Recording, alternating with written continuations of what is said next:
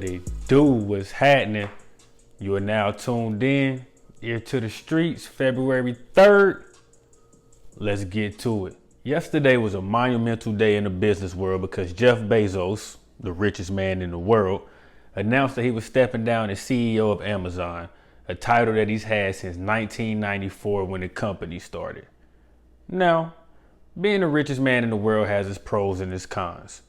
On one end, you can spend literally as much as your damn heart desires and you probably won't even recognize the money's gone. But on the other end, you have people that you've never met and probably won't meet hating you for seemingly no reason. And now that I'm saying that out loud, maybe there is no cons to being the richest man in the world. Anywho, the rise of Amazon is well documented. They went from just an online bookstore to an online powerhouse that sells literally everything, including my book that you can go and cop right now. And yes, that's a shameless plug. Y'all can kiss my ass. But back to what matters. The reason why Jeff Bezos has been able to get Amazon into their dominant position that they are now is because he's a piece of shit. A ruthless, smart as hell businessman, but a piece of shit nonetheless. But before we get into all that, let's take a look at some of the things that he's accomplished. He's the first person to take a company from $0 to $1 trillion valuation. He managed to take the Amazon stock price from $1.73 to over $3,300. He managed to get 82% of all American households on Amazon Prime. And he managed to make over $180 billion along the way. The problem is, for all that to happen, you gotta fuck over and exploit a lot of people along the way. And that's what he did. If you ever wonder how you can order anything in this damn earth and seemingly get it in 2 days from Amazon, it takes a lot of overworked and underpaid workers working in terrible ass conditions. And if you mess up, all hell breaks loose. Bezos been running that motherfucker like the Carter.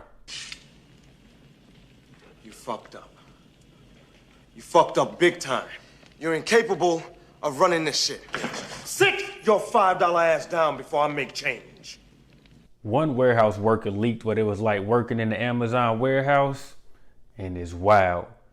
For every 10-hour shift they work, they only get 2 15-minute breaks. They're under more surveillance than a nigga on house arrest. And maybe one of the wildest stats of them all, every 11 seconds they have to scan one item. That's over 300 items an hour. And now, it's obvious that Amazon doesn't give a damn about their warehouse workers. And if I was one of them, I'd have been waiting for Bezos' ass in the parking deck after one of them shareholders meeting like Ghost from Power.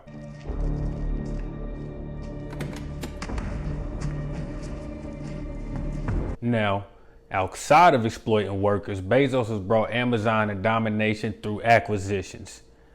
Instead of competing, they'll just buy you, make you work for them, and then crush any little man along the way. Let's take a look at Amazon's 3 most important acquisitions under Bezos. Now, I know I said 3 acquisitions, but it's really 4 because we got a 1A and a 1B.